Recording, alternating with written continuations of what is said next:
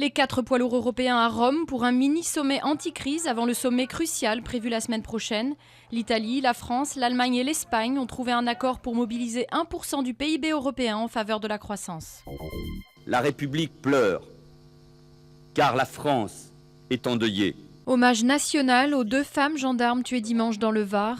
Une cérémonie empreinte d'émotion et de dignité à laquelle des milliers de militaires et anonymes ont participé. Sous un soleil de plomb, les cercueils d'Alicia Champlon, 28 ans, et Audrey Berthaud, 35 ans, ont été portés par leurs collègues sur la place de Hyères.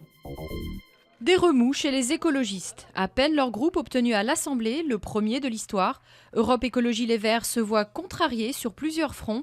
Le ministre des Relations avec le Parlement a provoqué un tollé en affirmant que leur groupe n'aurait pas la liberté de vote à l'Assemblée.